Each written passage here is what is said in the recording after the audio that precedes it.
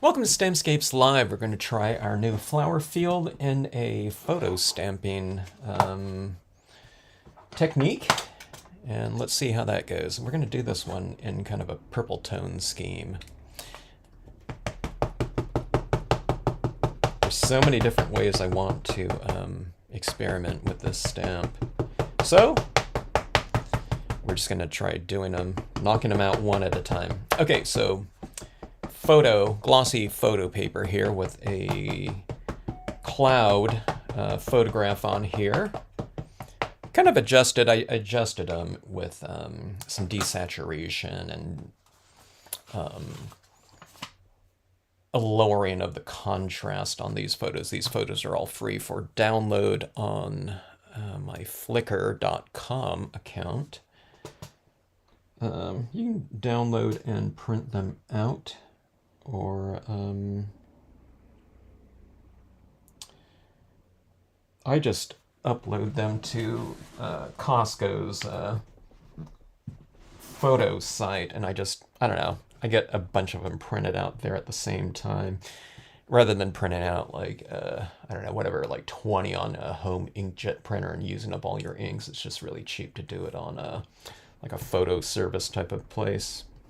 Wherever you get your photo prints done. A lot of times there's sales, maybe not at Costco, but like at Shutterfly and things like that for prints.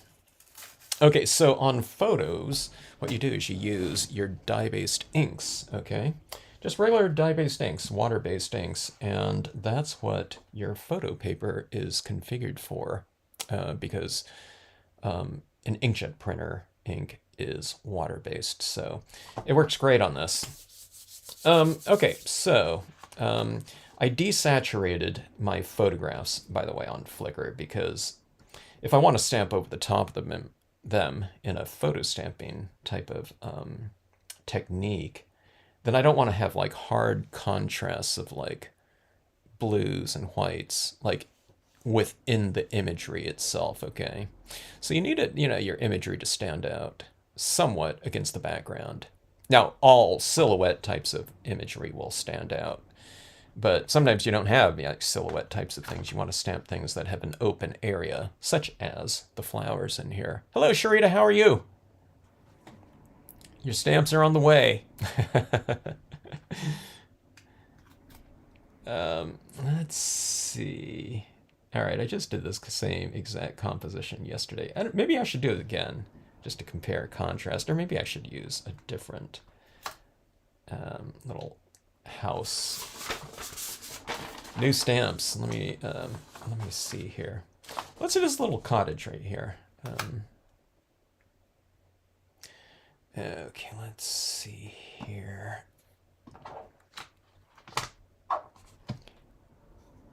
How are you today, Sharita?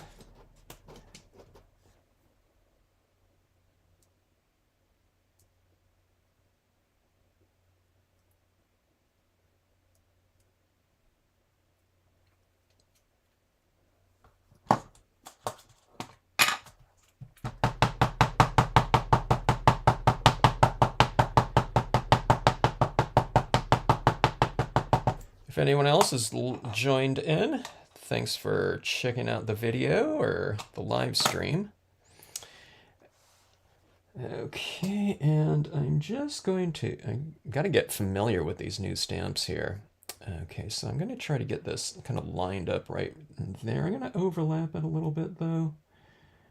And we'll go like right about like so here. The thicker your dye-based inks that you use, kind of hold down for a little bit longer. The photo paper really grabs the ink pretty fast though, so you don't have to hold it down like a super long time. This is, I don't know if the emulsion surface, I don't think the terminology would be porous, but it is designed to grab, those inkjet printer inks relatively fast, and to have the ink dry, pretty fast. So I don't know, I take it the dye-based inks work by staining the surface of of a piece of paper. So the emulsion, I don't know. I take it that it's probably doing some sort of reaction to that water-based medium. I'm guessing, and drying it maybe from a chemical perspective or something like that. Because you print out a photo and on your inkjet printer, and those prints dry relatively fast. All right, I'm gonna try this woman here. She has like a little umbrella on. I don't know that those clouds out there could be like a rainy type of day.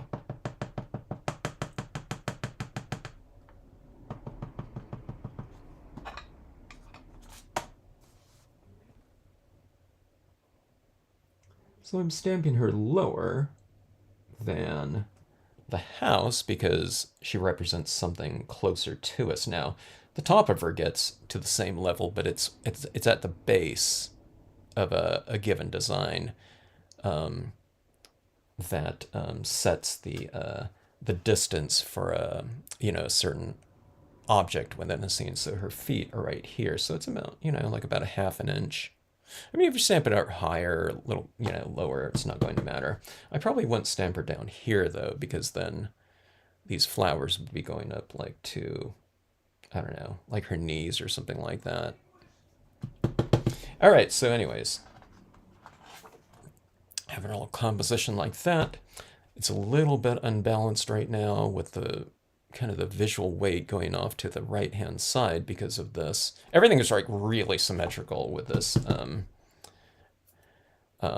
composition right here, or the flower design specifically, because we have those vanishing point lines like that. I usually don't work like that. I usually do more kind of a rule of thirds type of thing when I'm doing my scenes, but I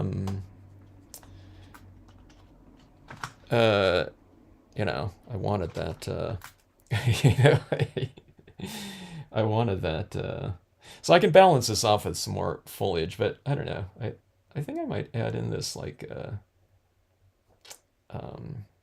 windmill out there in the distance like that. Yeah, let's go ahead and do that. Let's put a couple structures in. You don't have to balance out structure to structure, just as long as there's something that has some visual weight over here. Okay, it could be anything. It could be a fence or anything like that. Oh, Cynthia, the new stamps are great. Yeah, tulips in Holland. I took this just general tour of Europe my first year back from college. My mom wanted to go on like a tour somewhere, and she was looking at this tour group had advertised. I don't know. They had things going all over the place, but she thought Europe would kind of be cool. And I was going to be doing other things, and I didn't necessarily want to go. But no one, my dad didn't want to go, and I don't know. So she kind of guilted me into it. I'm glad I went with her, but yeah, our first stop was the UK, and then after that we went across and checked out the Netherlands for about, I think it was like 2 or 3 nights. Whirlwind tour, but the flowers fields were really amazing. But one of the most amazing things, I mean, we saw St. Peter's Basilica and the Sistine Chapel and things like that on that tour. But one of the most amazing things was this auction house. There's this flower auction house, like a national auction house in the Netherlands, and it's where they're selling and auctioning out all of these flowers that are coming off of the fields. And we're talking about an auction house. There was like, I don't know, there was this viewing ramp on the second story that looks down at the floor of this enormous place, and at the end of the ramp, I swear it looked like it was like 2 miles away or something like that. It might have been, I don't know. It was like one of the most gigantic buildings I've ever been in and ever will be in. And there was like, so I say auction house, there was like several multi-tiered like amphitheater style like auction rooms going on for probably different types of flowers or something like that, I guess. But it was stunning. Yeah, I don't know. It was one of the most memorable things of that entire trip. Okay, so on this, we have our water-based dye-based ink impressions, and a really great combination to color these with are alcohol pens, because our dye-based inks are really fixed onto the surface with that emulsion coating on there. And then alcohol and water don't mix. So, unless your water-based impression is still really wet, okay, you're not going to be smearing anything. Okay, I don't know. Mine might be a little bit wet right now. I don't know. But let's see. Let's go in here. I'm going to start off with a light tone first. I want to do like a field of just like purple in here. I thought that would be kind of interesting. I went with the multicolored tones yesterday, which, you can do with that flower field right there. It's that flower field really opens up all kinds of different possibilities for those that like color. So, yeah. Well, these new set stamps we use sell. No, we were not going to be selling them separately, Candy. It's too. I don't know. It it costs like $100, $150 a plate or something like that, with shipping, and then you have to get your molds made. So unless you're selling a lot of individual stamps, and if you're doing like each stamp, like in the old days, per plate, like one image per plate, but you just do many different, you know, they call it whatever up. So if you have like 10 of the same image on a plate, is, if you're selling that plate at a certain rate, it doesn't matter what rate you're selling it at, because you're buying that entire plate and it's just of that one image. But these days you want to mix plates a little bit, so you don't have to, pay like, for every stamp that goes into production, it's going to be, $300 basically for like every new stamp or something like that. But if you mix a plate, you never know what's going to sell. So you might be buying an entire plate for, that might have 4 different images, but one image is outsells the other ones like 4 to 1 or something like that. So you're losing money every time you sell that one image, because you're buying the entire plate full of them for that one image. Now, I don't press my own rubber. Okay, so for those that are pressing their own rubber, you can just put like one piece of rubber on that one area of the mold, you know what I mean? And you can get that one image probably, or however many are on there.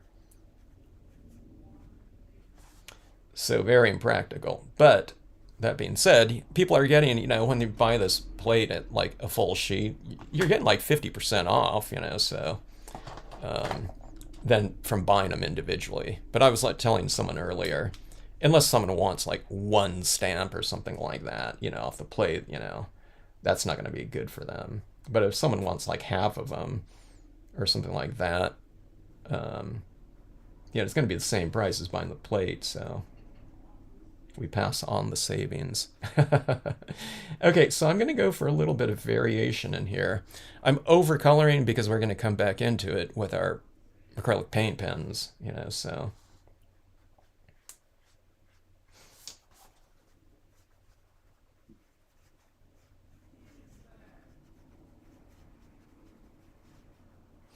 Okay, so see that right there? I'm kind of scumbling it, so it's going like this. Basically, that's my movement in here.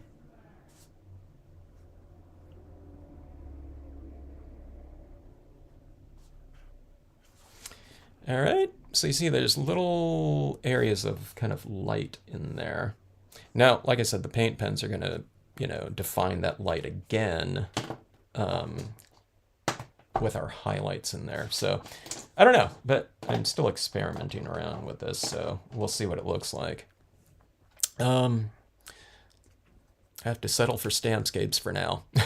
Oh, I was looking. Oh, so speaking of that, Sharita, when I was looking at some different flower fields, getting reference for how to design them. Like Washington State has a lot of different. Look at that value scheme right there. So I went with the pinks, you know, like that in there, and then there's that slightly duller pink like that. I don't know. This one's a little bit of a warmer pink. Did I use that one in there? I think I did. And then I'm going like that, okay, to give it that little bit of value range. So you see these rows like that where it gets a little bit darker. So I'm putting this right next to that darker area of the row, so it just gives it that punch of value. So it's right here. It's a little bit darker purple, but I started off with the pink up there, and then you just scumble some of that darker value kind of within the body of the row, I guess you can call it. So this right here, so you go like this right in here. It's a little bit harsh though.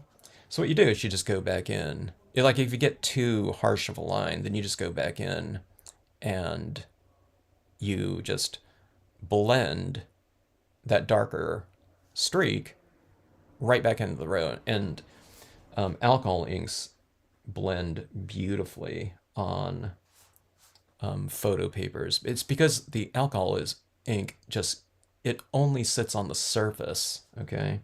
You can blend them on, you know, different types of cardstocks as well, but they're very, very malleable on photo paper because they never soak into the paper at all. They're just only laying right on the surface. And that goes back to the photo paper, whatever properties of that emulsion on there. You know, they're designed to react with water, not alcohol. So the water, you know, it's not doing anything to that emulsion on there. Okay, so let's go in here and scumble this in here a little bit. So right now, this is kind of the darkest of the violets right here. But I'm going to go darker, though, with it, okay? So this is, you know, this is like sloppily applied right here, but we're going to blend it in, though. So it's almost like you're just kind of laying out some tone on here to kind of take that and blend it out later on, because you can kind of dissolve it and spread it around. But I'm looking at this right now, too, and I want some warmer tones in here. Everything is looking really... everything's cool toned in here. So let's bring in this, introduce this into the mix, which is a little bit of a tan color. And let's lay down a little bit of this here and there.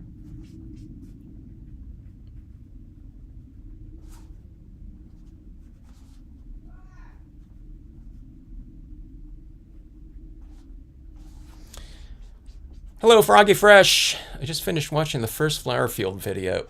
I loved that, doing this one right here with all those super bright colors. I wanted to do one, I wanted to do this flower field with all like lavender, purple tones, but I was going to do the Milky Way stamp up top, and it was going to be called, what was it going to be called?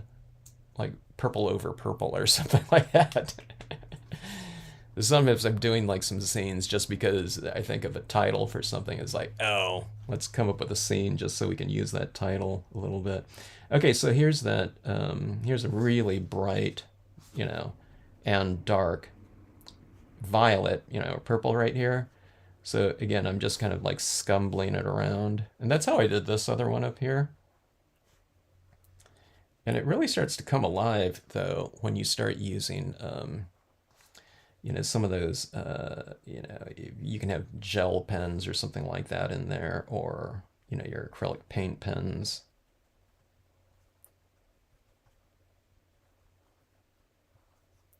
So there's some, you know, it's a very textured object in here. So I'm just adding that same type of motion into it. I want to do this with colored pencils too. I think the colored pencils would be really amazing.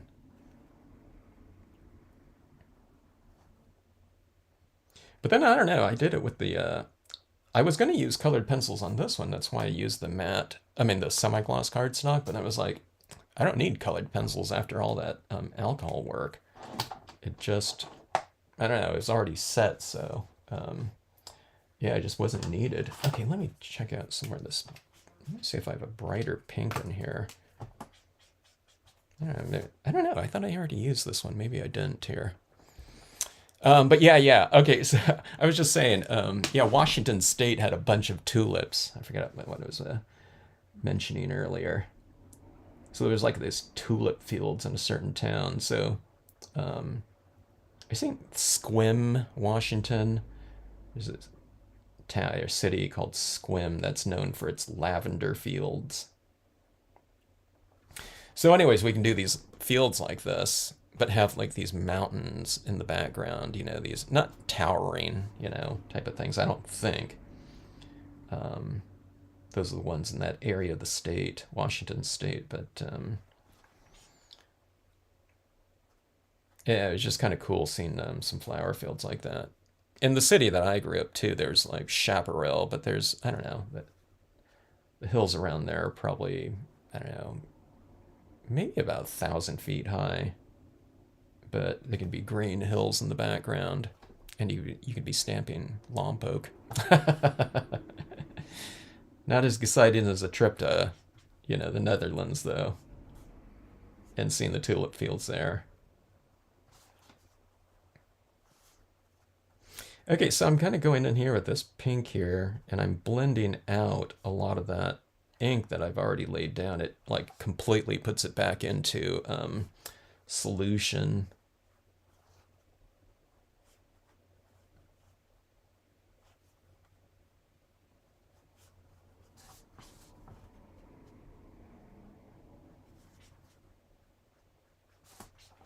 All right, looks something like that.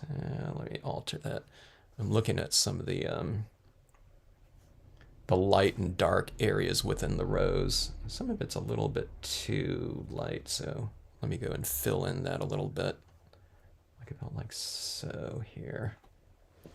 All right, let's add in a little bit of brown tones. We'll go like a brownish green, like right within here maybe. You watched the flower field this morning with your coffee. Hello, Bill. How are you?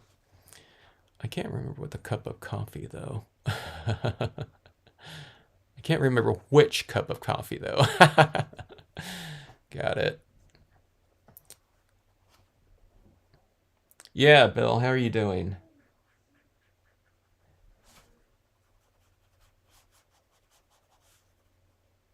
Let's add a little bit of like a, speaking of like coffee-ish, let's add a little bit of a tone like that in here into this mulch area. So I came down right here with some of that purple right in there, but you can just go right back over it with another color and it just kind of removes it. Or it kind of merges with it, physically merges, and it blends right in. Let's see, I want to go a little bit warmer though, I think. Let's go with this brown right here and get some of that in there. It looks kind of weird when you lay it down like that. You know what I mean? It's like way too harsh. But remember, it's just kind of you're laying down like a, it's not a puddle. I mean, it's like dries like really fast, but you just kind of spread it around and it just goes immediately back into solution. It's kind of fun. I was telling someone or on another live stream I was mentioning it. I almost feel like I'm kind of, it almost feels like when I'm working with this combination of media, in some ways it almost feels like I'm working with like an encaustic, like I'm going back into something and kind of melting like wax or something like that and moving it around. All right, here's a little bit of a greenish tinge And I'm just, I don't know, I'm just kind of making my assessment.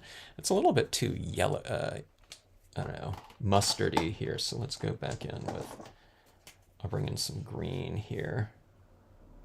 But see, this green is like a super bright green, but it's not on here because it's mixing with the colors that are already laid down in there, so.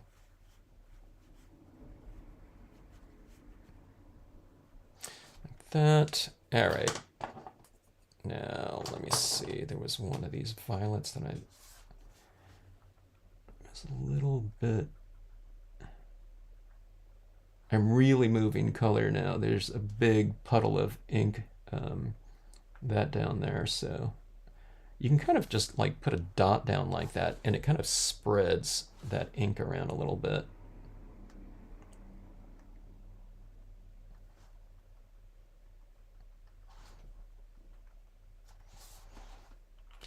A little monochromatic looking, huh? Well, it is because it's just all violet. Let's bring in some blue into it. Blue is a component of violet, so it's not going to, I don't think it's going to be blue. We might be able to see a little bit of it, but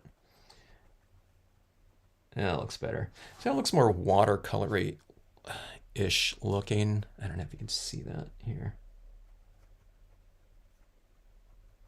I'm starting to get more of that watercolory look here.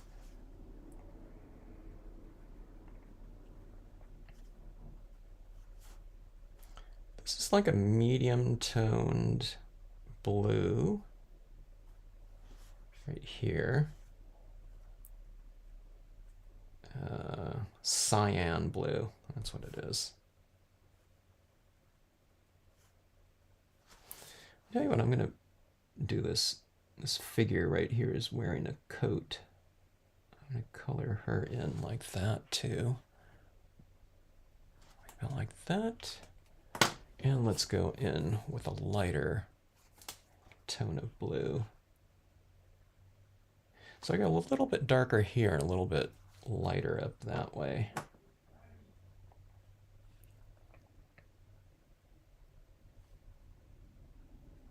Hey, hello, Harold. Or the Hodgkins, if it's Linda or Harold.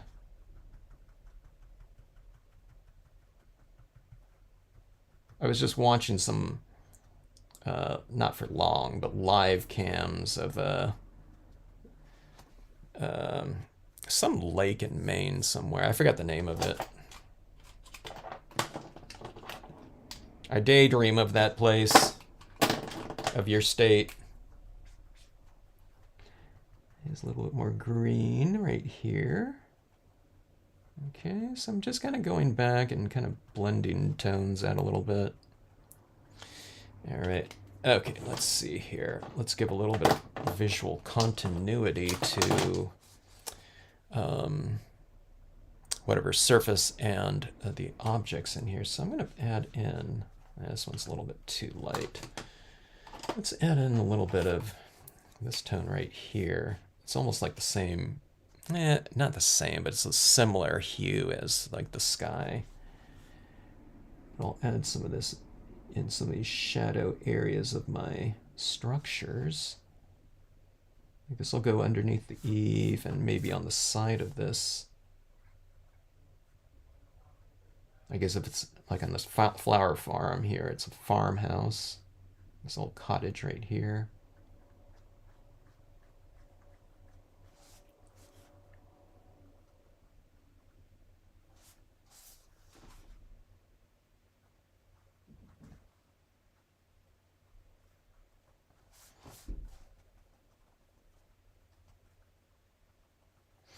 All right.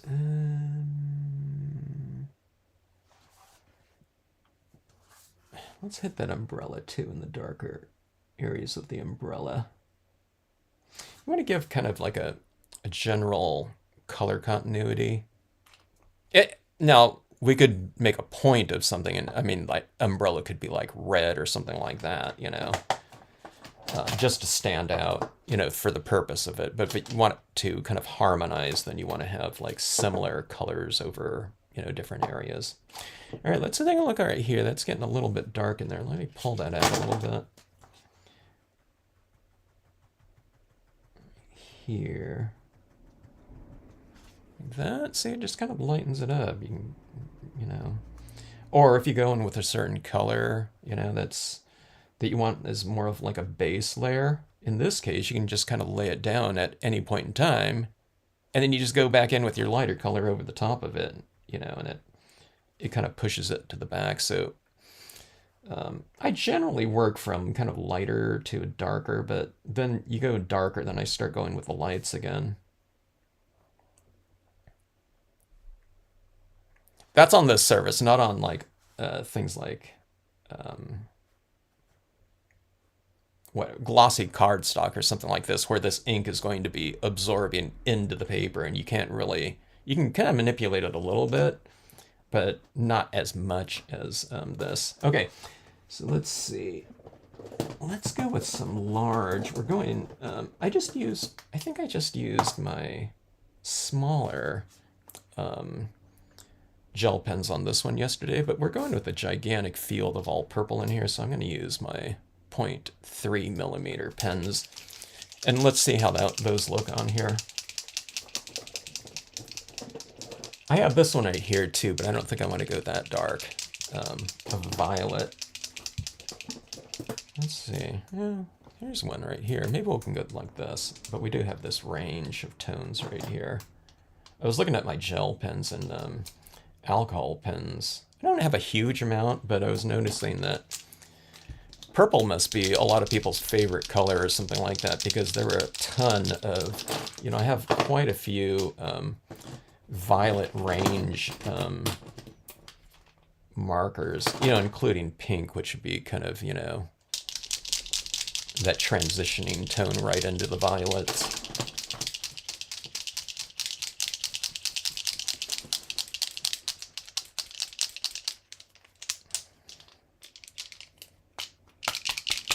Are those La Plume's refillable alcohol ink? No, they aren't. I've been using my alcohol pens, though. I don't use them like a huge amount. If people were doing like all of their alcohol ink work, pen work on like matte papers where they're doing like huge amounts of blending, they wouldn't be good for that. But I've been using these ones, I'm guessing, for like 15 years. A couple of them are getting kind of dry, like my favorite colors, but they really lasted quite a long time. Okay, so on the pens, I generally work from dark to light. Okay, I usually have the lighter tones kind of as kind of the highlighting colors.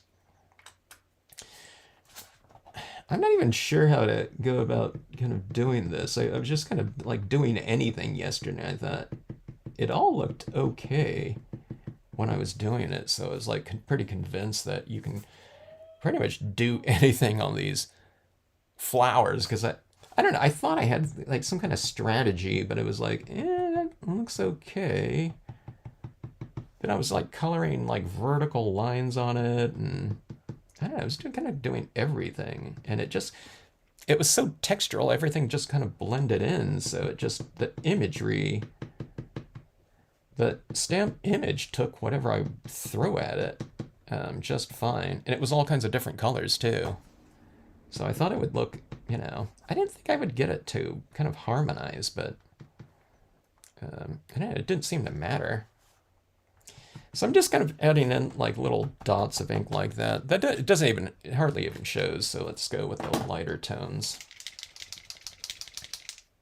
If it doesn't show, that means that you've done your work with that, whatever you've already kind of laid out on there. Okay, now this one's starting to show a little bit more. It's a lighter ink on, a darker, whatever foundation colors right in here.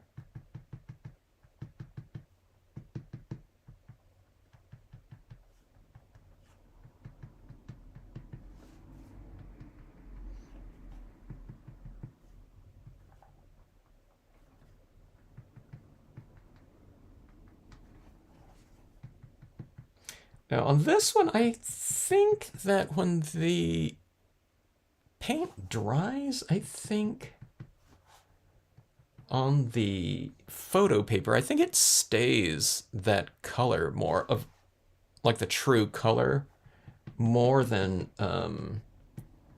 other types of papers. I can't remember now. Because again, this is, the emulsion on here, it gets things to dry really fast. So I seem to recall that. I'm not sure though. Let's see how this goes right here. Okay, so on the top edges of these rows, I'm just kind of putting in that little highlight. You know how we went kind of darker right down here, right in the whatever the edges of each one of these rows. So on the top side of that right here, where it meets that darker line like that, these little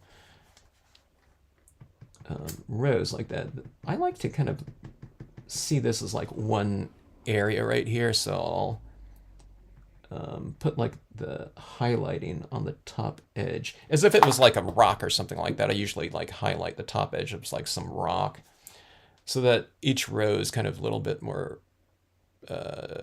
whatever, differentiated from the next one. So you can see that little slightly lighter white probably there. So you go like this right here, and I think that looks pretty good like that, to bring that little highlighting like that.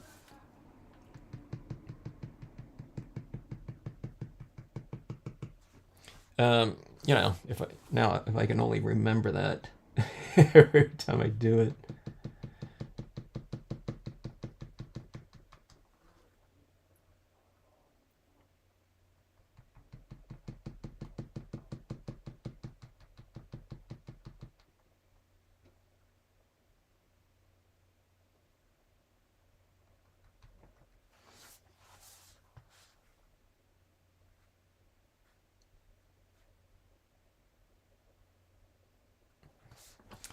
All right, so right there, it's starting to kind of shimmer, which I want from my flowers.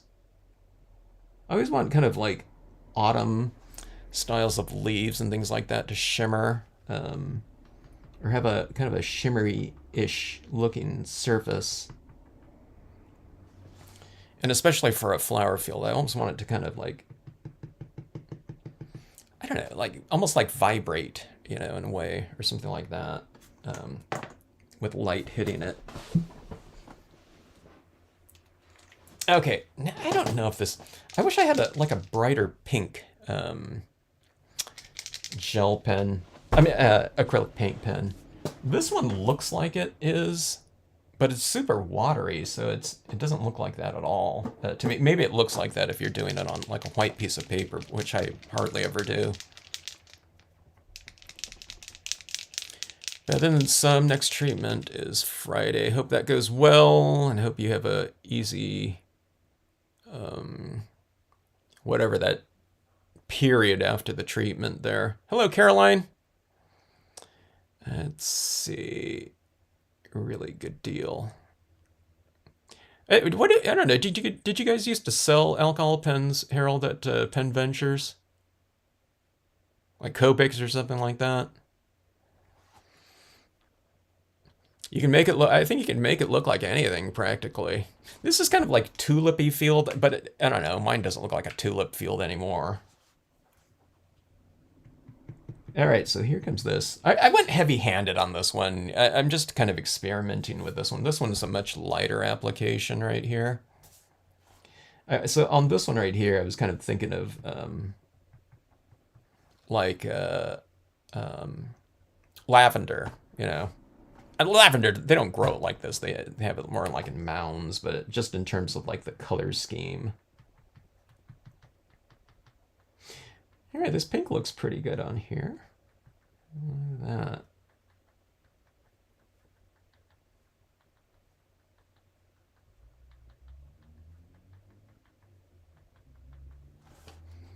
All right. We're starting to get it kind of, I don't know, shimmering a little bit more here. And see, I'm going with that row again, right at the top. Row of little dots like that.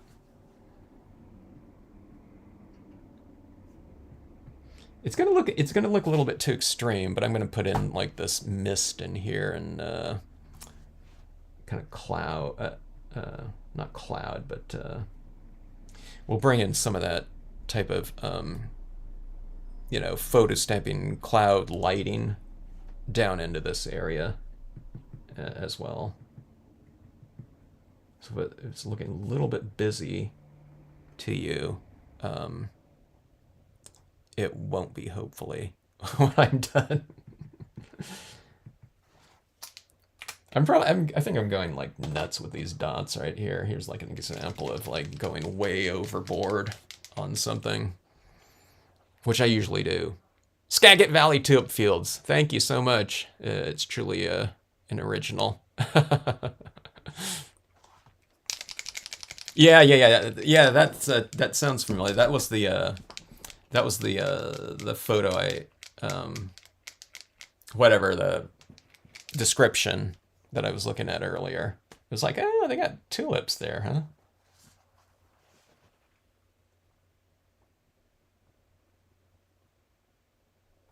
All right, so a little bit more delicate with the white like that. Oh, that really stands out.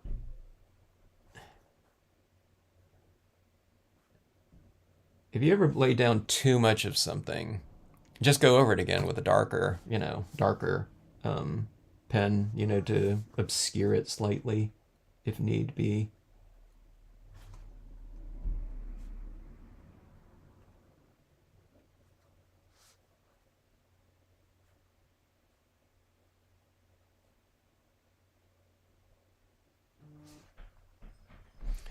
So at Washington, I've seen some really amazing photographs of those lavender fields. It looks really cool, like these sunset, photos or twilight.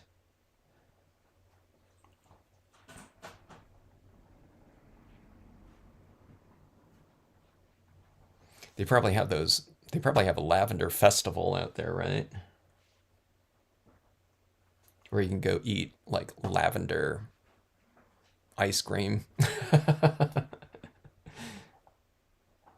In California, there's this area called Gilroy that has it's a bunch of garlic. And anytime you see like, I don't know, some travel series footage of that place, or I don't know, news footage of it, I don't know, it was like a gimmicky thing, but they're always eating like this. Some vendor there is making garlic ice cream.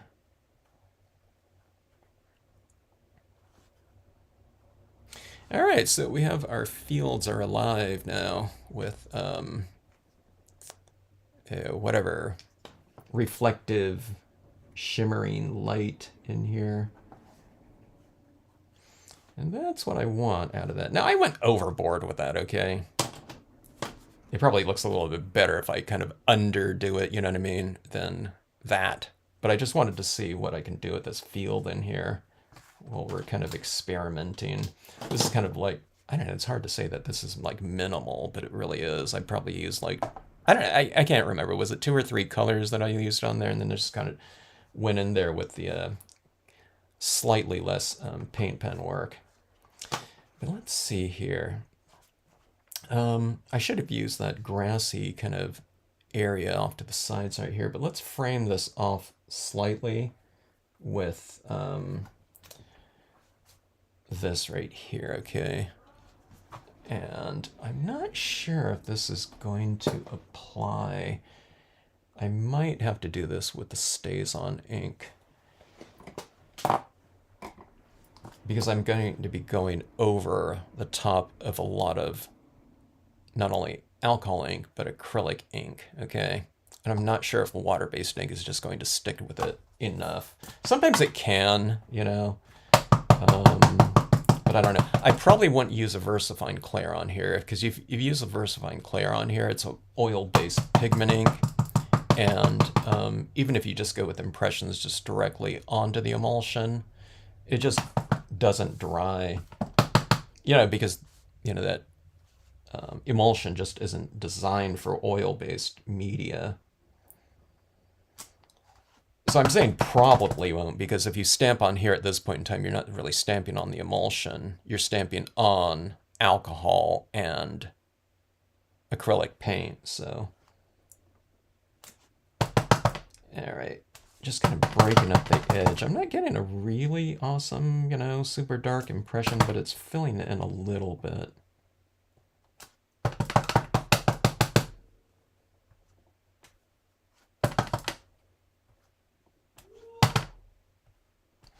All right, so I just kind of wanted to break up that bottom edge a little bit, you know, slightly like that with some additional imagery, just to kind of frame it off a little bit more. And I just didn't want to go with just darker alcohol ink colors on there. All right, let's see here. Let's grab our cotton ball. I need to get some better cotton balls. I bought this like really cheap pack. It's like, I don't know, they're like, and it's like hand wound cotton balls, right? You know? Look like artisan cotton balls. They look like they were spun by like hand or something like that. All right. Well, let's add some of this in here in the distance. Let's put kind of like a little bit of haze on that horizon line right there and soften it up. Maybe I'll have some of that mist coming around the that farmhouse there.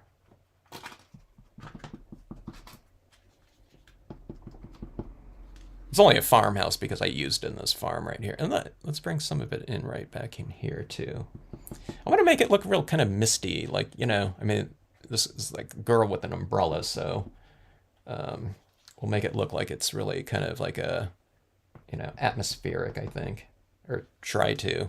We can even bring in some like crepuscular rays down in here, which might be kind of interesting to do sometime over the top of this already, you know, vanishing point style design here with the, you know, the rose here. Okay, let's see. Hello, Megan. Did I say that? Hello to anyone else that's joined in. Planet tulip bulbs, to surprise me, they were 2 inches off the ground. He planted them too deep. That's a good memory, though.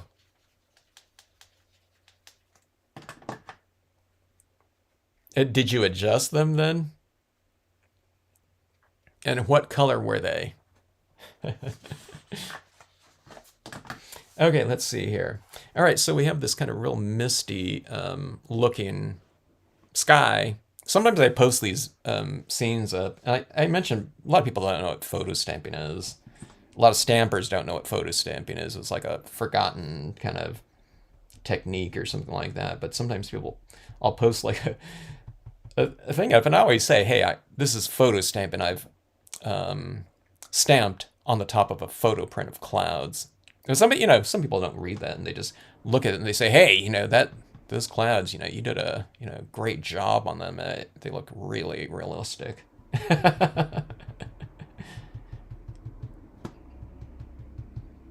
I don't say thanks. I say, hey, it's a photo, you know.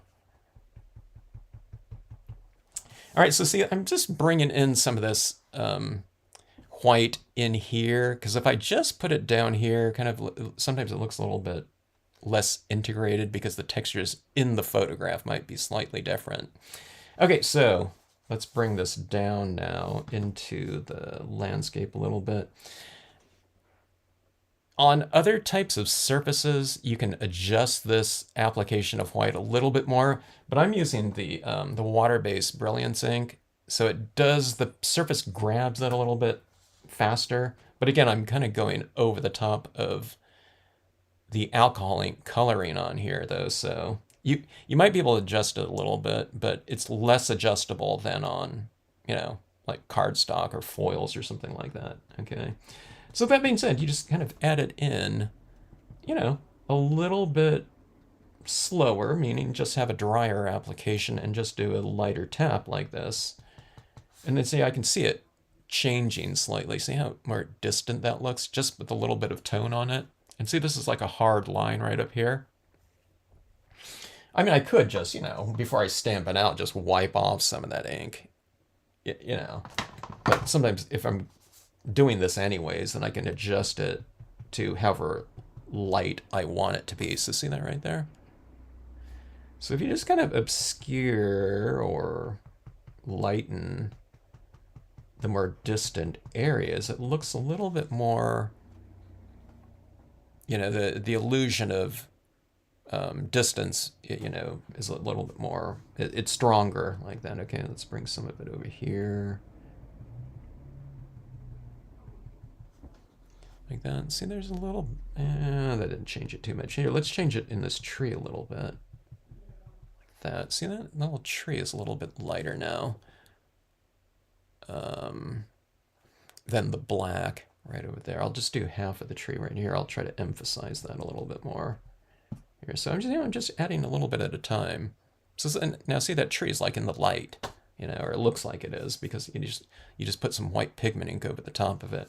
But again, it's all about, this technique right here is all about how much you have on here. So here's like a white piece of paper right here, right? I'll show you how much I'm kind of adding. It's like almost nothing, right? But then if you keep doing this, then you get, I don't know, that's like 20 taps, and you have like a 5% or 10, 7% version of that white. Here's like really thick white, but you're going for that, so it's really easy to control how much you apply, the less you apply with any given application or tap right here. Okay, so see, it's right in here.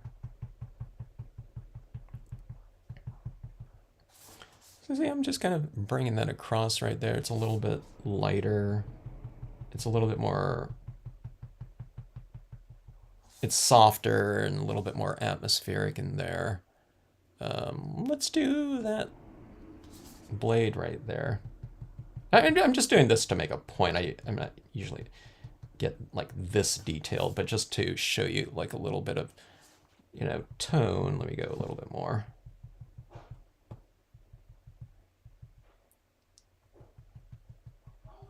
A little bit of lightness over that area right there. Now see that, it looks like the cloud is kind of coming in and going in front of the windmill. Now, I don't want to put it over the whole thing because I tend to like a little bit of textural contrast. It's a little bit softer and lighter, darker and sharper right on that little object right there.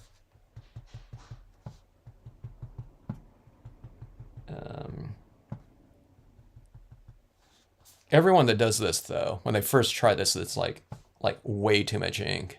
Okay, is a lot of times everyone's white pigment ink pads. They don't use it that often, so it's like super juicy.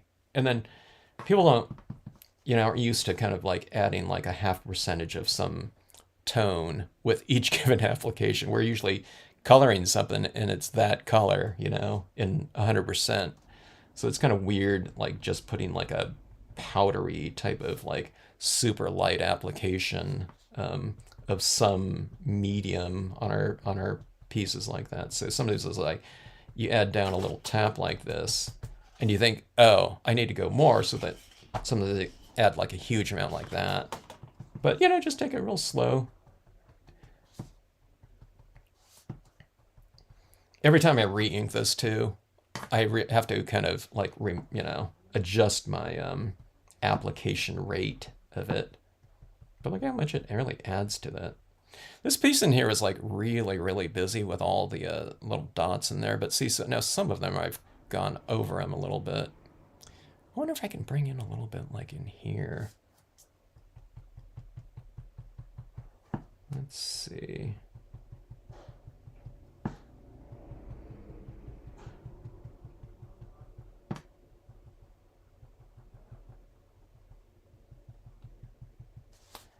Just kind of adding, I don't know if you can see that. I can barely see it. Let's go a little bit more.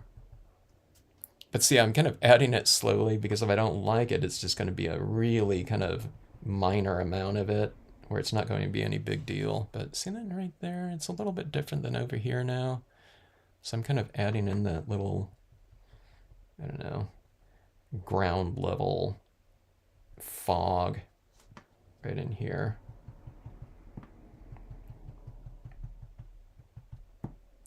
Which we see both in the Netherlands and Skagit Valley in Washington. Ground fog. Let me add a little bit over here too. I 'cause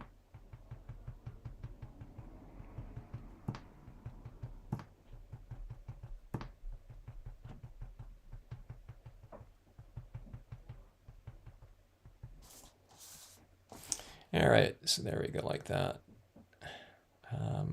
Hmm. And I can't tell right now. I can't tell if it's kind of drying darker than when I first applied it. It looks kind of relatively the same, I guess. It's more dreamy, I think, with a little bit of this tone in here. That's looking really good. I keep adding a little bit more and more, right, like right in here.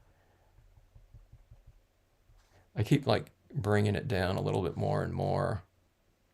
Where my first inclination was not to not do that, but I don't know. I like that.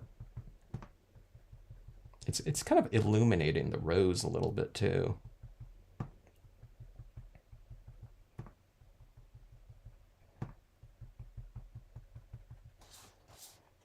Everyone kind of likes like soft light, you know. At some point in time, you know, back when they were selling incandescent light bulbs still, everyone bought, you know, when you go to the hardware store, you're probably buying you know, the soft light bulbs or soft light, you know, to replace your bulbs. You know, they were kind of they were frosted, right? So there's that soft light in the scene like that. It's kind of making that figure stand out a little bit more too, I think.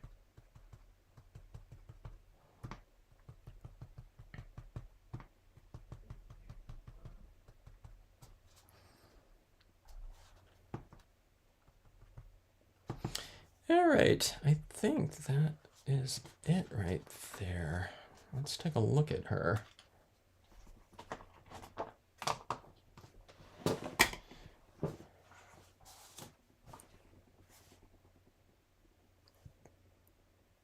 The edges of this didn't quite reach the edge right over here, so I'm going to add in a few more. Let's go a little bit more of this paint pen over here, and we're just going to extend the row out a little bit.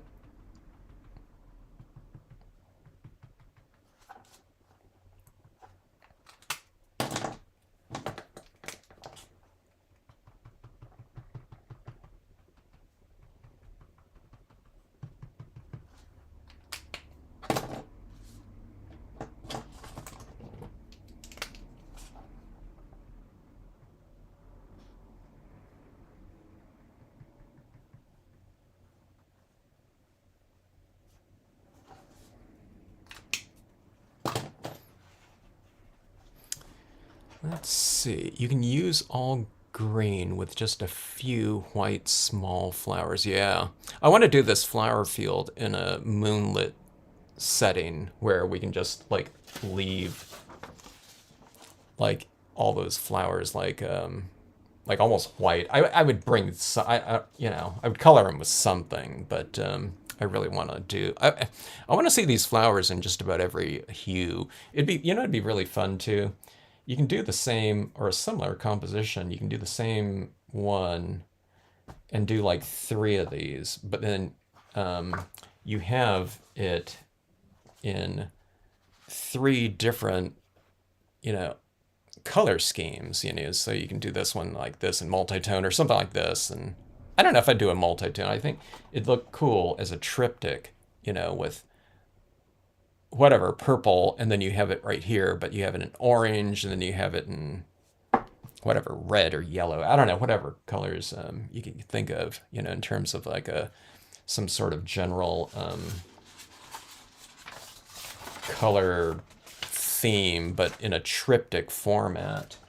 And I think I would go, I guess you can have it side by side, you know, a longer, you know, piece, but it seemed like it'd be fine if it's stacked too. So you have you know, 3 different versions of the same thing, but you can just play around with, you know, your different colors. Is that out of focus right there?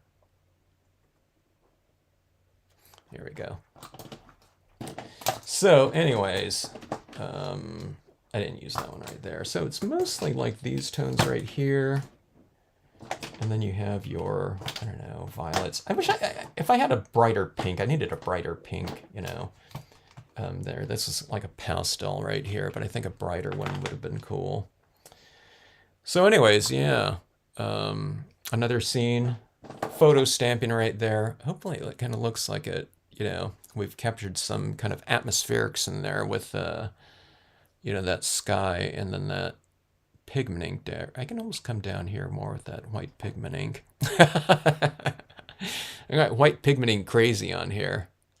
I really like the monochromatic look. Yeah, isn't it fun to do those like kind of monochromatics like that? They have a certain mood to them than the colors don't have. Although this is like the most colorful scene I've ever done, like in my life. And it's those, those rows right there. We can everything looks like, whatever natural, I guess, for a flower field, right? But yeah, I don't know. Yeah, just these ones right here. It just has a different kind of mood to it. This one's a little bit more.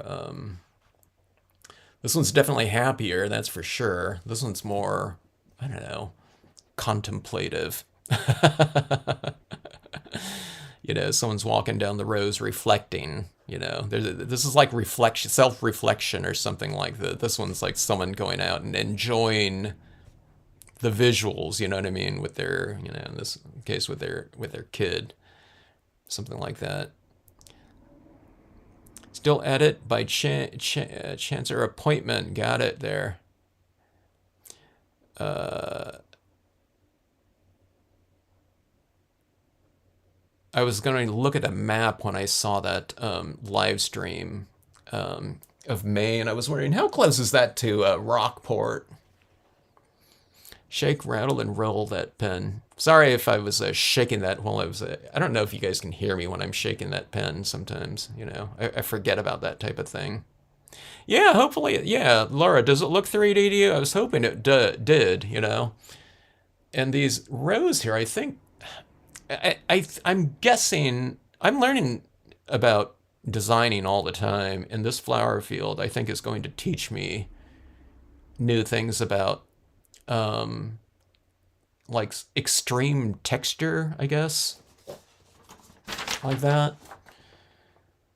In terms of like color blending, I knew that if I fill up a scene, with more imagery, it's easier to color in sometimes because when you have so many textures that are running in an area, you don't have to have like really great blending technique when you're coloring over the top of them, so like a field of, open grass or something like that. I don't like coloring that whole thing in with like colored pencils or pens or something like that. So I'll use the grass texture, the sedge filler or something like that. I'll bring other types of textures in there so that when I start coloring it, if I'm not doing everything like perfectly blended or something like that, or with transitions of color, you can't even tell because there's so much texture laid down. So I guess that's the case with this one right here. It's just like extreme texture. So there's harsh kind of like streaks of this like orange right here. So you can see it like this, there's lines like, can you see it now? It's like a streak, you know what I mean? It's not a good color application really, but you can't really tell, over the top of all that, oscillation of light and dark in there. It's like chunky, with hard shadows in there. It's like black and it's white in there.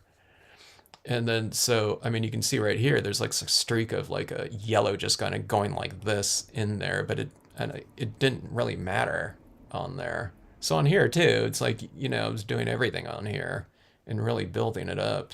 This one doesn't even look like that texture anymore, just from the sheer amount of paint pen work that I did in here. It's like some kind of other, this is a little bit more tulipy.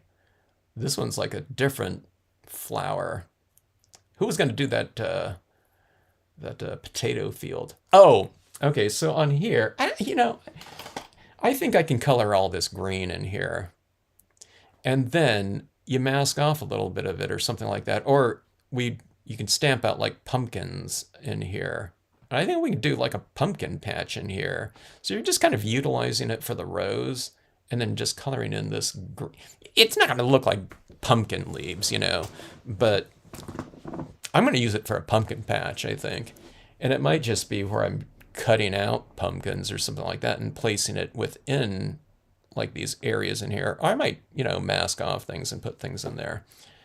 Or, when it comes around to our Halloween cards, instead of like a house like this, if someone has like a haunted house, it would be really cool in here, like a dark cabin or ominous looking thing like that. That would be interesting. So, yeah, I don't know. Is Linda in here? Linda's got like 20 different skulls, I think. For the looks at her Halloween monster maps from previous years, but you need to put in like, you know what I mean? I don't know. We can do all kinds of. I think there's a lot of different moods that we can depict, with something like this. Um, yeah, I'm trying to think of some other things. Okay, some other things too. I was thinking about on something like this. If you stamp this over, I mean, you can do crazy things. If I stamped it over this, then you'd have all these things like glistening and kind of shiny. I was thinking it's too bad I don't have like this, like a UFO or something like that I would put up there. So this is like, it's a crop growing on Mars. Or I don't know, a different planet or something like that. I think that would be kind of interesting. So I don't know, different ideas for Halloween cards. You can go the UFO route with a Halloween, in there. Started purchasing some Copics and needs a PhD to figure out the numbering system.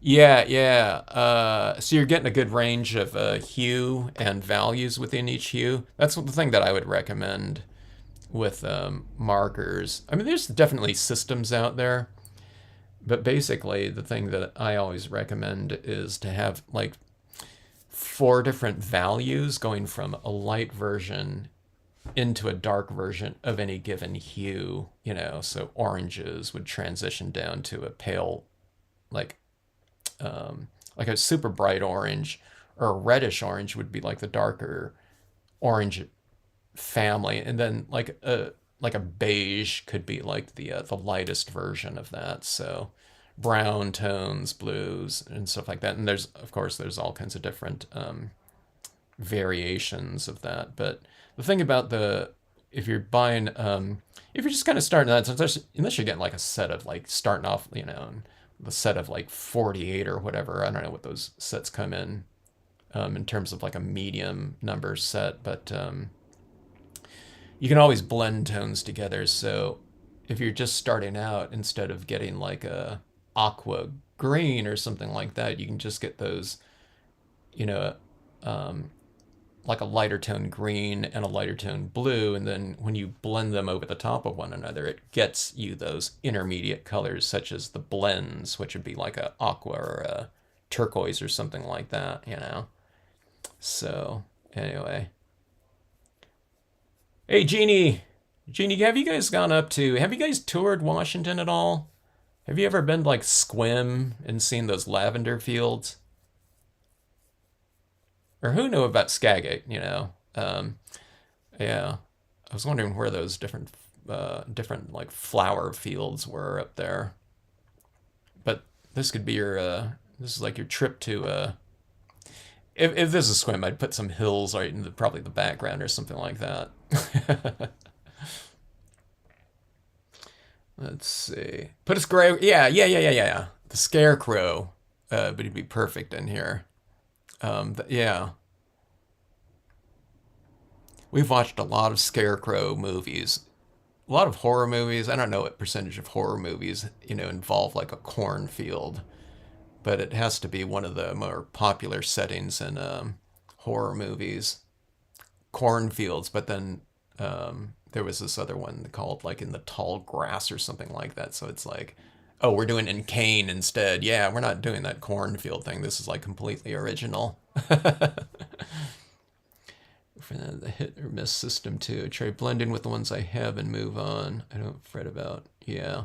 Yeah, try a lot of blending, and of course those Copics, they're working like, or alcohol inks in general are working different on different types of surfaces too. So I'm not an like, I'm not even like an intermediate. I'm like a beginner with the usage of alcohol markers because I just use it how I use it. A lot of times it was just to you know I do like the rest of the scene with like some kind of sponging method with the dye-based inks, not on photo paper here, but like on something like this.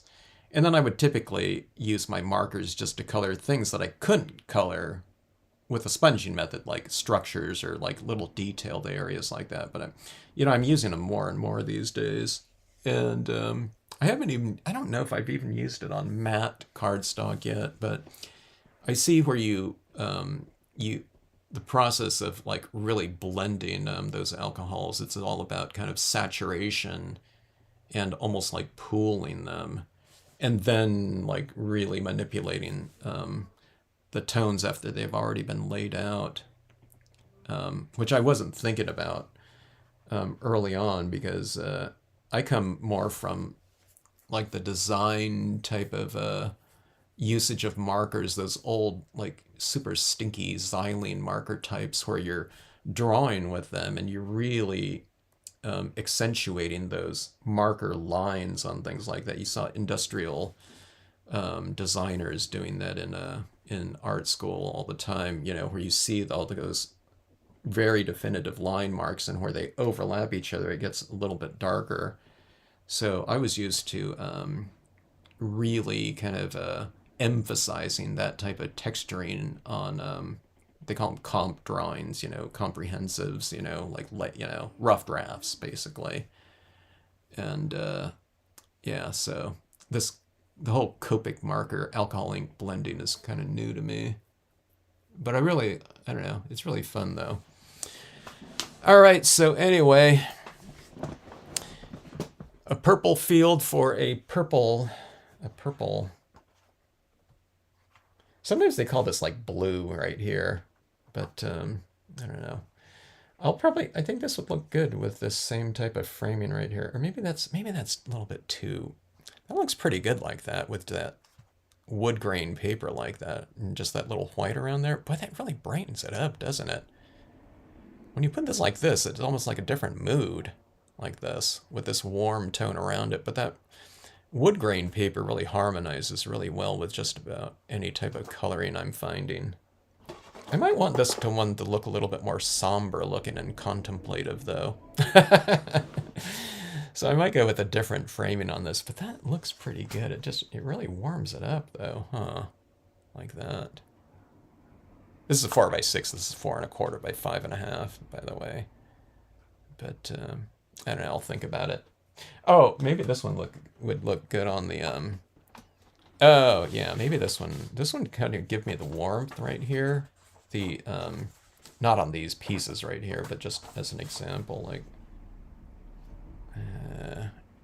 now that looks like too down to me after looking at that wood grain paper. This is the vintage paper back there.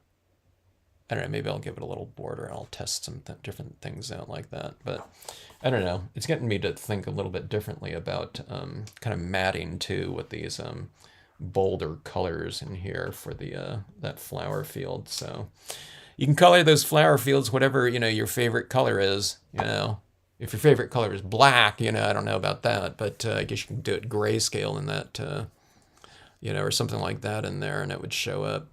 But yeah, you can color whatever color you want or make it go crazy and stamp it over the top of the holographics like I was saying. So yeah. A lot of things to play around with. Brush silver matte. That would be a good. I do have some brush silver. Laura, I think you're right. That would really go well with the that color up there, wouldn't it? I don't have any of that brush silver. It's in the other room where I do have my paper cutter. Yeah, I think you're right. That sounds like a good one there. Anyways, if anyone's ordered the stamps, I dropped them off today. They're on their way. And I hope you enjoy them. And I can't wait to see what people are doing with them too. I think there's all kinds of different possibilities there. Laura, you should be printing out some of those like nebula things up there. Get with like a like a colored nebula up top, and do some photo stamping for your sky area. They do astronomy, so astral photography. But I want to see this with like all kinds of different skies up here. But then these, if I'm stamping a landscape, I mean, I can match the colors and it doesn't matter. But this flower field here really gives you the excuse to do whatever color you want in this entire landscape down here. So, you know, uh, to match with it or harmonize. So, yeah, I think there's all kinds of different possibilities here. I keep saying that. Okay. Anyway,